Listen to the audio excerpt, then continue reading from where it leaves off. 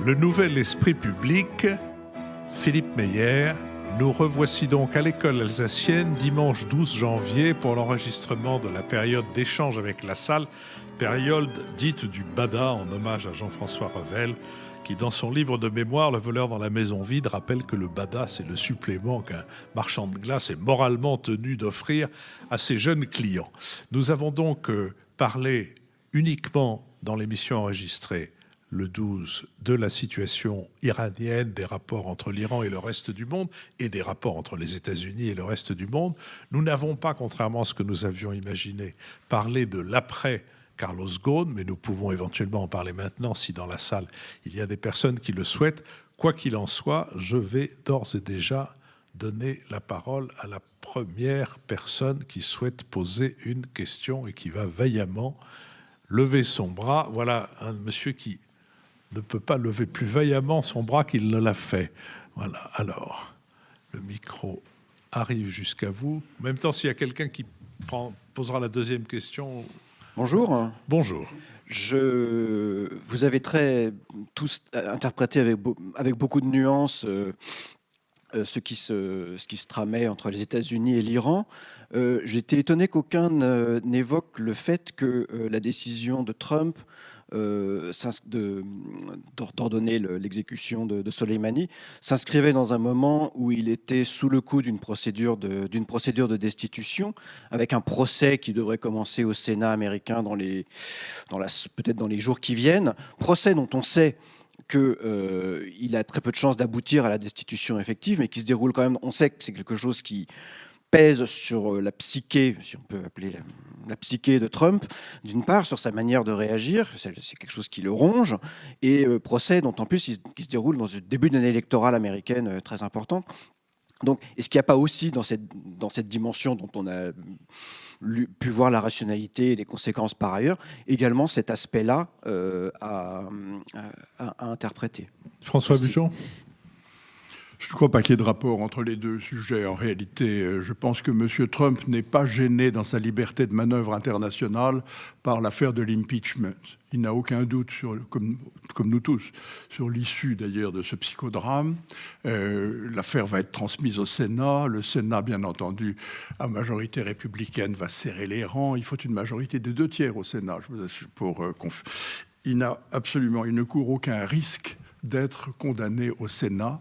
Et tout ceci va plutôt jouer en sa faveur en resserrant les rangs des républicains. Si vous estimez que l'élimination du général Qassem Soleimani a l'effet inverse et aboutit à ce que les Iraniens se resserrent autour de lui, l'impeachment de M. Trump a le même effet sur les électeurs républicains et sur les électeurs de M. Trump. Et je ne crois pas que ça limite en quoi que ce soit sa faculté de manœuvre sur le plan international. Au demeurant, ça ne l'a pas empêché d'éliminer l'ancien calife de Daesh, M. al-Baghdadi, de la même façon quelques semaines plus tôt.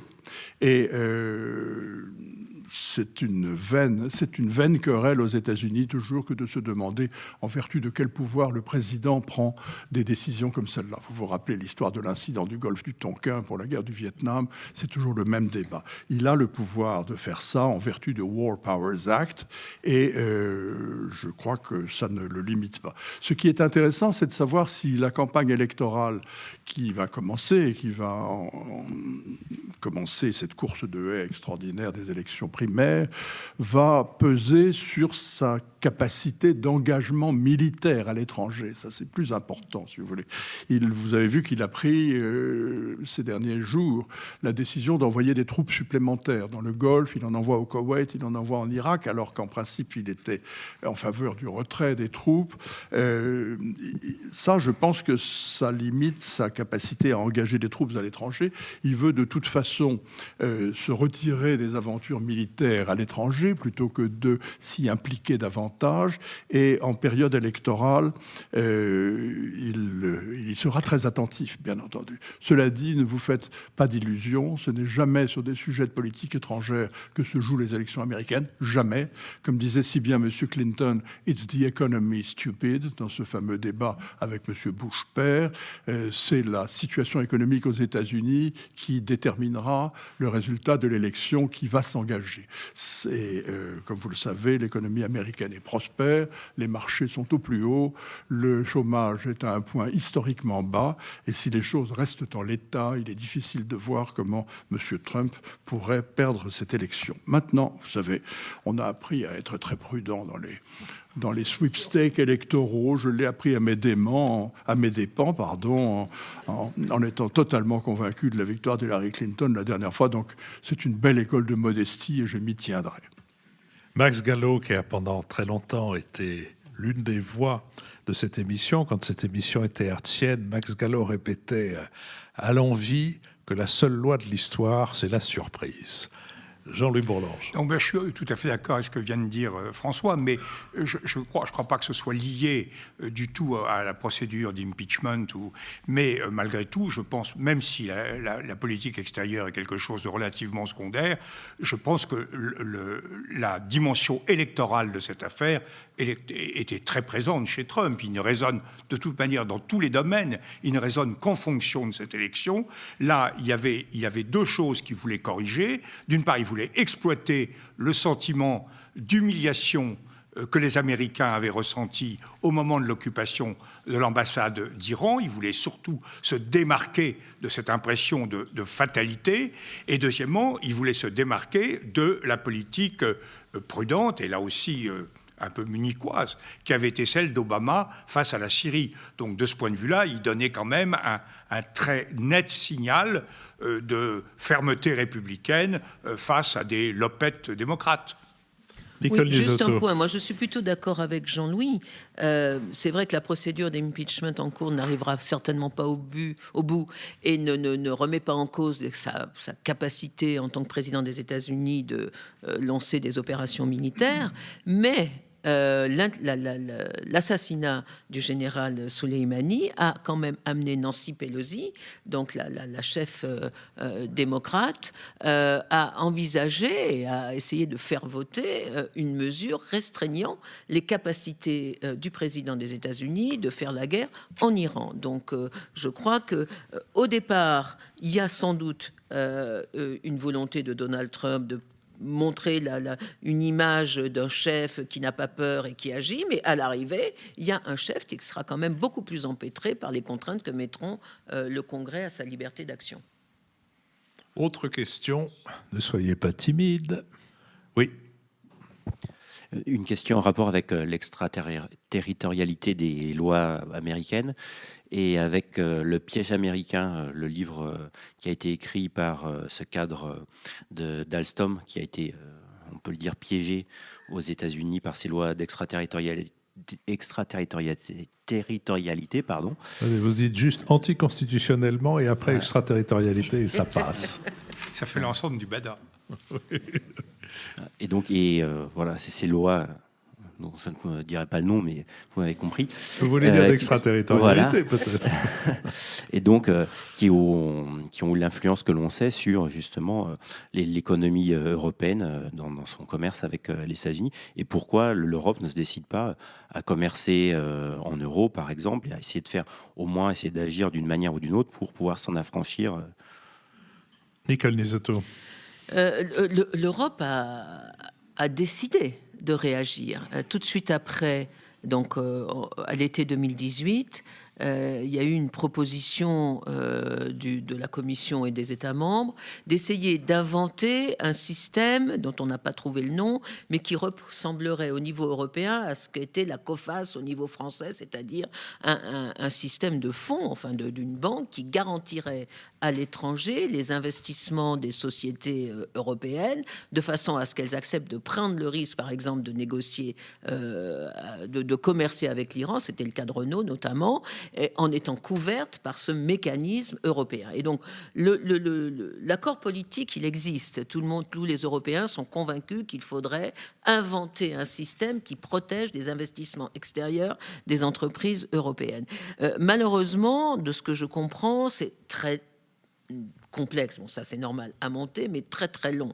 Et donc le temps que cet instrument financier existe ne permet pas, en tout cas aux entreprises européennes qui souhaiteraient commercer avec l'Iran, de le faire. Et du coup, toutes les entreprises européennes qui étaient intéressées se sont retirées y compris Renault et d'autres entreprises. Donc, ce n'est pas que l'Europe ne réagit pas, mais je crois que c'est assez complexe et que du coup, le calendrier des sanctions américaines sera beaucoup plus rapide que le calendrier de la protection européenne. Quant à l'autre possibilité, qui serait pour mettre fin à l'extraterritorialité de la justice américaine, ce serait effectivement de faire de l'euro une monnaie de commerce mondial.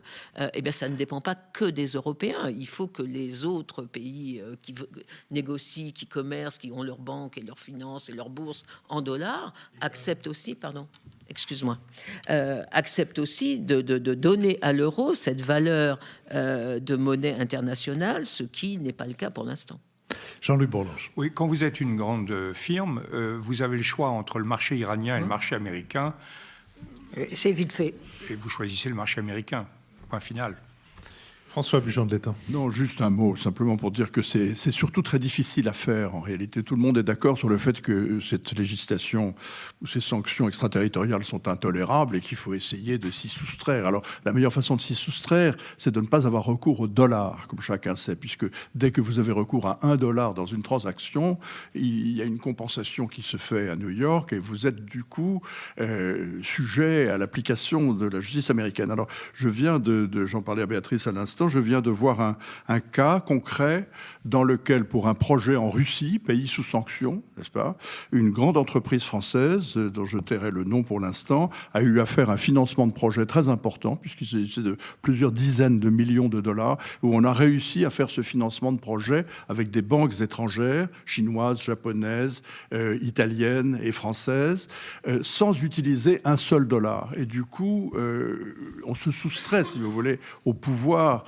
de la législation américaine. C'est très difficile à faire. Et il y a très très peu de banques qui sont capables de vous mettre une ligne de crédit importante, de plusieurs dizaines de milliers de dollars, millions de dollars, sans avoir recours au dollar comme devise. Alors, en mettant de l'euro, du renminbi, du yen et du rouble, vous y arrivez. Mais vous y arrivez pour un montant inférieur à 50 millions de dollars. Si vous voulez faire un projet d'investissement de plusieurs centaines de millions de dollars, vous n'y arrivez techniquement pas.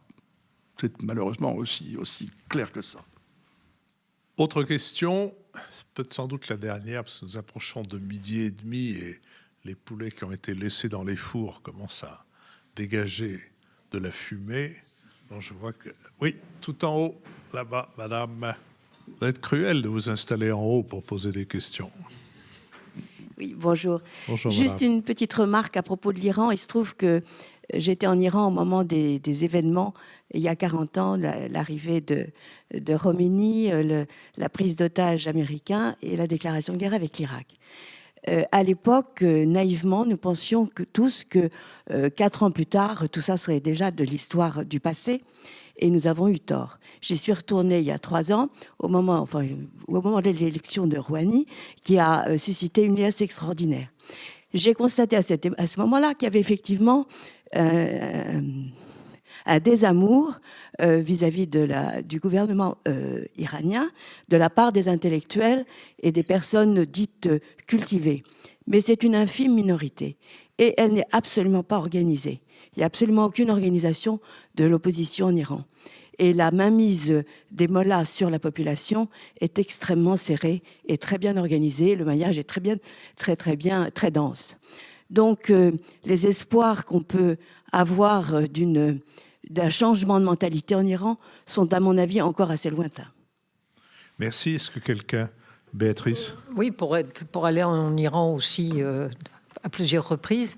Bien sûr, vous avez raison, mais quand vous avez quand même des milliers de gens qui descendent dans la rue, malgré le risque de se faire tuer, et que c'est pas qu'à Téhéran, mais que c'est aussi à Ispahan, que c'est aussi à Yazd, que c'est à Mashhad, même Mashhad, et dans d'autres villes beaucoup moins connues, ça veut dire quand même qu'on n'est pas seulement sur une petite élite intellectuelle de Téhéran, mais qu'on est sur quelque chose de plus large que cela. Alors que les mollahs contrôlent très très fortement la population, assurément. Et la façon dont ils contrôlent le réseau Internet, ils sont à peu près, j'allais dire, pas aussi efficaces que les Chinois, mais néanmoins, ils sont parfaitement capables de contrôler très bien. Mais les Iraniens sont aussi extrêmement habiles pour contourner tout ce contrôle des mollahs. Et je reste convaincu que les Iraniens sont un grand peuple et qu'un jour, ils s'en sortiront. Ça mettra peut-être encore du temps, mais ça ne peut que bouger. Et quand on dit aussi il y avait beaucoup plus de gens pour les manifestations pour Soleimani, c'était 40 ans plus tard et la population iranienne avait aussi beaucoup grandi. C'est-à-dire qu'aujourd'hui, on arrive à presque 2 générations sous le régime des mollahs et ils en ont vraiment, vraiment assez. Et c'est pas qu'une affaire d'intellectuels. Merci à vous, merci à ceux qui nous ont permis d'enregistrer cette émission. Rendez-vous dimanche prochain pour une nouvelle édition du Nouvel Esprit Public et d'ici là, portez-vous bien.